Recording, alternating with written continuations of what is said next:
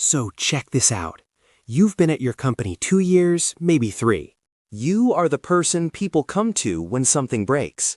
You trained the last 2 new hires. You know every system, every shortcut, every workaround that nobody bothered to document, because you are the documentation. Then one day, by accident, you find out what someone else makes.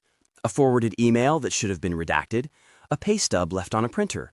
Someone at the team happy hour just said the number out loud.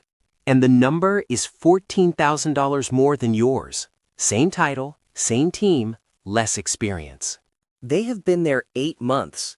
You have been there since before the last reorg, and they make $14,000 more than you. That feeling, that sick, sinking feeling in your stomach, the pay structure is working exactly the way it was built to work. Companies will tell you salary secrecy is about professionalism. In practice, it overwhelmingly works as employer protection. It keeps you from ever having enough information to push back on what you are being paid. Here is what the company has access to right now. Every salary on every team, every offer letter, every negotiation outcome, every exception, market data from compensation consultants telling them the going rate for your role, the cost of replacing you if you walked, whether the budget is genuinely locked, or whether there is wiggle room they are choosing not to use. Now here is what you have: your salary, your bills, some vague figures from a Glassdoor page that might be 3 years old, and whatever HR decided to share with you. You are sitting across from someone holding the full data set, and everything about the structure is set up so you would feel uncomfortable asking to see any of it. You are not negotiating. You are being extracted from. In real estate, there are comparable sales.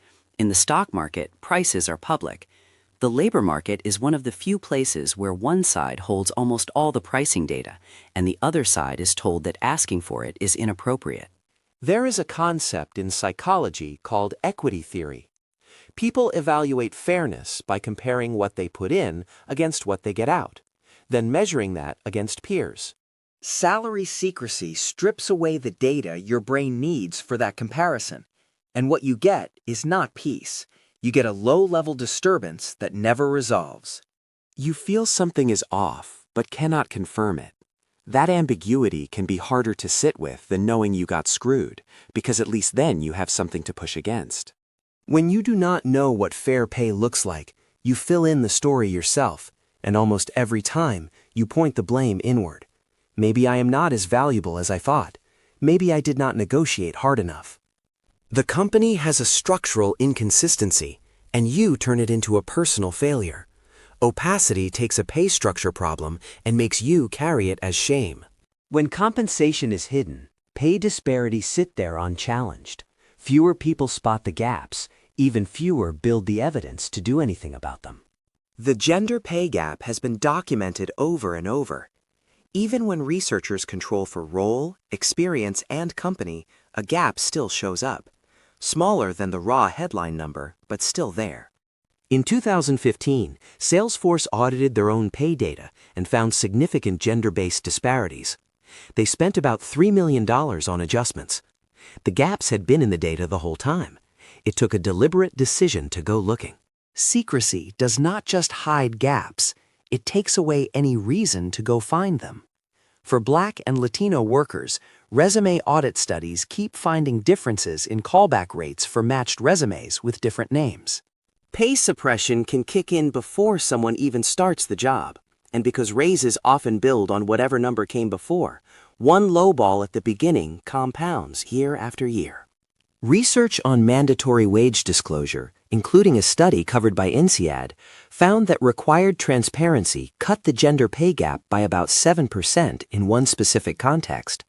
When pay becomes visible, gaps shrink. When it stays hidden, gaps survive. You get hired in 2019 at $70,000, 3% raises every year. Your manager tells you that's solid. Fast forward to 2026. After 7 years of loyalty, you're sitting at roughly $86,000. Then the company posts your exact role on LinkedIn and fills it at $95,000. The new person, the one you were going to spend 3 weeks onboarding, the one messaging you 14 times a day asking where things are, makes $9,000 more than you. Fixing pay compression means giving market adjustments across entire departments, an enormous budget hit. For a lot of companies, it is cheaper to let people quit and backfill at market rate than to retain at fair pay. They have modeled the turnover. They know who will stay because of mortgages, school districts, health insurance, or inertia. The people who stay subsidize the company's refusal to compete for them. Your loyalty is their discount. Compensation data keeps telling the same painful story. Workers who change jobs strategically tend to earn significantly more over their careers than those who stay put. Many companies understand this perfectly well. They can see your salary falling behind. They choose every budget cycle not to fix it. Then they hand you a 5-year plaque and call you valued. Individual resentment costs the company nothing. That misdirection is one of the most effective dynamics the pay structure has ever produced. The budget is set. What that really means, we would prefer not to pay you more. In a lot of cases, there's flexibility baked in that this phrase is designed to keep you from finding. We do not negotiate on base. What they are really saying, we want to suppress the number that matters most.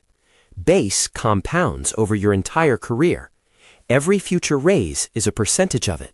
When they refuse to move on base, they are locking in a suppression that pays off for years. We need your answer by Friday.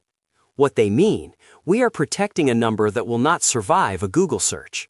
Companies that pressure you with deadlines often know scrutiny is the enemy of what they are offering. We pay competitively. What they are hoping, you will not check. Competitive compared to what? Benchmark to win? That phrase sounds reassuring and contains zero verifiable information. Compensation is based on many factors. What they will not tell you, which factors, how they are weighted, or how any of it was applied to you. That sentence exists to block follow-up questions, because follow-ups create accountability.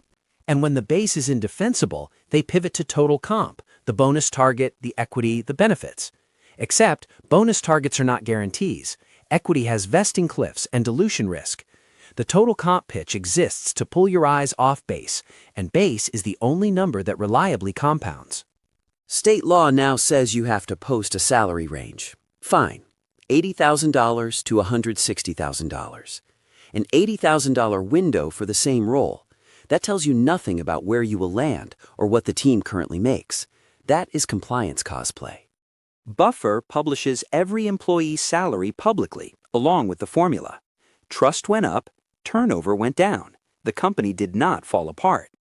Real transparency means you know the range, where you sit in it, why, and what moves you up. Anything less is a costume. Research your market rate.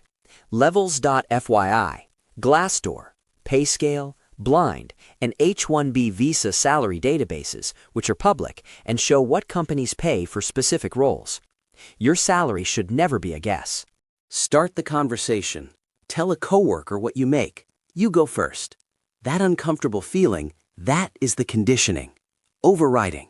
Decode the language. When they say competitive, ask compared to what? When they say budget, ask set by whom? Vague answers are deflections. Stop anchoring to your current salary. Your next offer should be priced off market value for the role, not off a percentage bump on a number that was already too low.